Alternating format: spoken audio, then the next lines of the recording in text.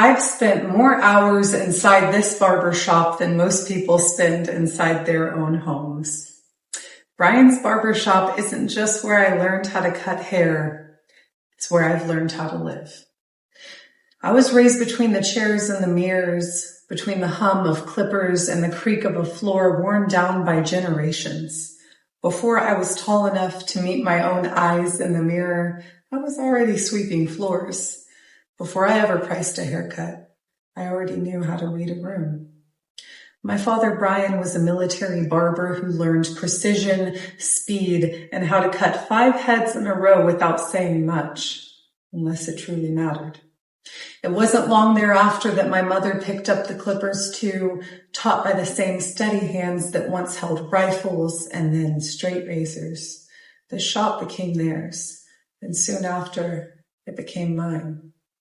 I became a barber not because I was told to, but because of the pride and the connection that I felt carrying this on.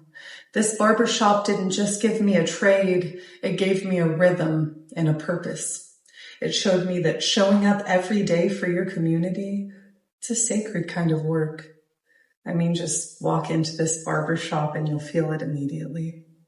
It's not flashy, not polished, not trendy, not trying to be anything other than real. The chairs are old, but faithful. The mirrors have seen everything from babies' first haircuts to men sobbing after a funeral. The vacuum system my dad installed, borrowed from his days on base, kicking on with a whir, clearing hair from necklines, leaving people just a little lighter than when they came in. The air inside, it's like a blend of talcum powder and aftershave, the clippers buzzing, laughter from the waiting chairs, and low conversations from everything from cattle to court battles. The floor is worn down just a little bit right in the middle, right where my dad used to stand, now where I stand too. And our customers watched me grow up. Some of them sat in my dad's chair before I ever even held a pair of clippers. They've seen me stumble, rise, love, and grieve, and I've seen them too. And that's the thing no one tells you about cutting hair. It's not just grooming, it's witnessing. You remember wedding anniversaries and wives' birthdays, sometimes before the husbands do. You know when someone walks in and they're not okay, and how important a quiet exchange of comfort and a clean neckline really is in that moment. And now my own children are growing up in this barbershop. I watch them play in the same chairs I once did, eat candy from the same table, listen to the same stories.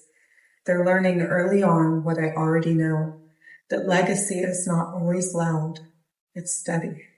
It's in the way the shop smells at 9 a.m., in the way people say your name when they walk through the door, and how we show up for each other day in and day out. And for me, this place will always hold more than just haircuts.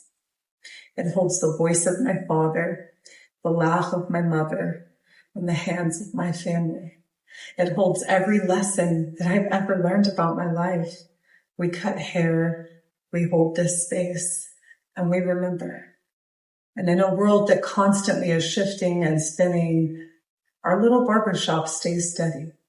And maybe that's the most lasting thing of all, that when a place becomes part of who you are, it becomes a home that you carry with you, always.